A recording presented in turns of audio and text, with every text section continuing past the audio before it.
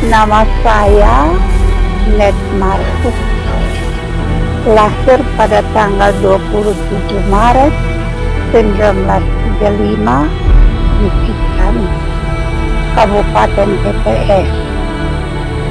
Putri dari Bapak Mikhail Markus yang menjadi korban dalam tragedi gerakan anti komunisme di Indonesia pada tahun 1965-1966.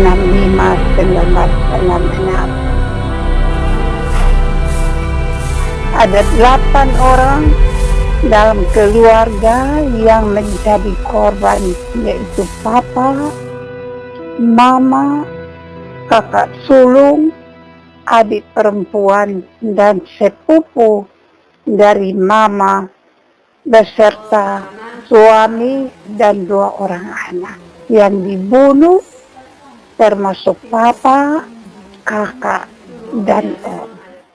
Sedangkan mama dan adik perempuan ditangkap dan mengalami banyak tekanan selama masa penahanan.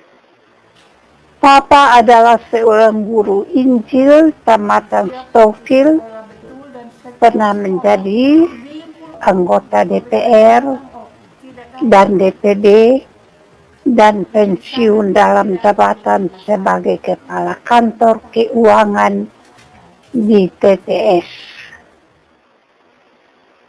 Waktu itu papa saya sedang dalam perjalanan pulang dari Surabaya ke Kupang dengan menumpang kapal laut. Beliau tiba di Kupang tanggal 2 Oktober tahun 65 dan lanjut menginap di rumah kakak laki-laki saya yang kedua. Setelah itu papa melanjutkan perjalanan ke Soe.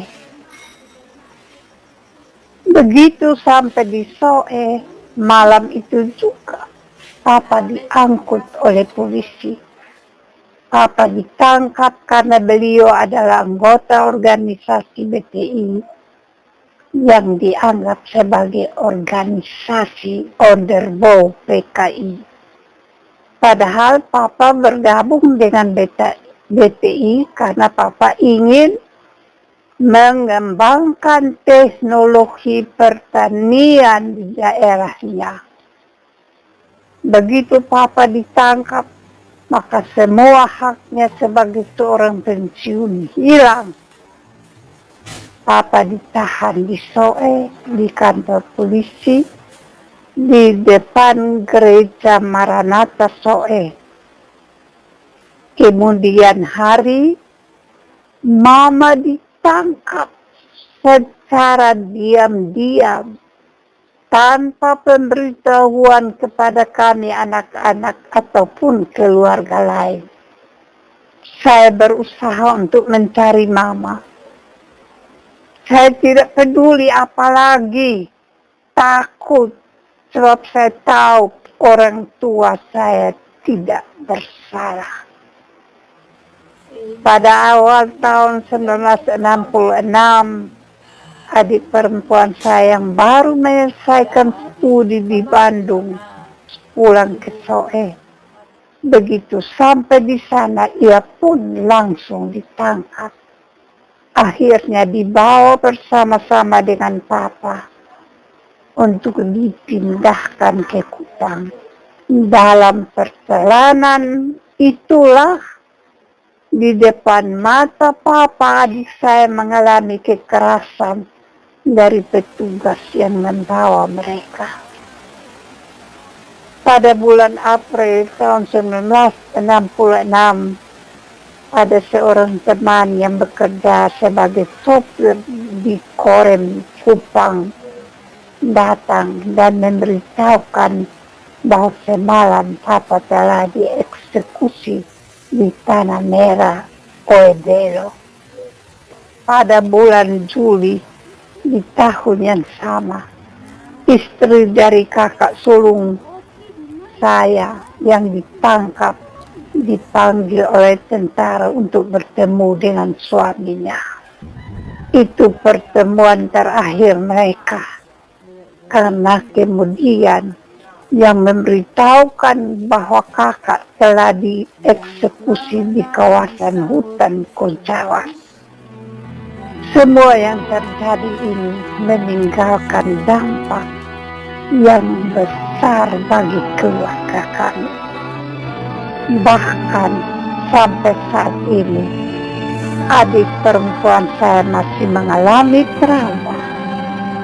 Tapi saya selalu berusaha untuk kuat dan terus melanjutkan kehidupan yang masih Tuhan berikan.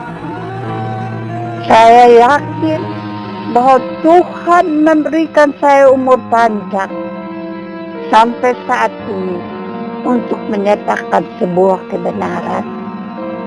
Orang tua dan saudara-saudara saya tidak bersalah dan tidak pantas menerima semua ini. Hanya dengan menceritakan semua kebenaran ini, kita dapat benar-benar bebas dari bayang-bayang trauma masa lalu. Saya sangat mengharapkan agar cerita tentang mereka yang dituduh bersalah oleh negara tanpa sebuah proses peradilan diluruskan. Kami berhak mendapatkan kebenaran tentang sejarah masa lalu yang dialami bangsa ini dan jaminan dari negara bahwa hal seperti ini tidak akan terjadi lagi dalam bentuk apapun. Ini seperti mengeluarkan nanah dari sebuah luka yang telah lama kita simpan. Pasti menyakitkan, tetapi juga menyembuhkan dan melegakan. Jangan takut, karena Tuhan yang akan menuntun dan memberikan kekuatan.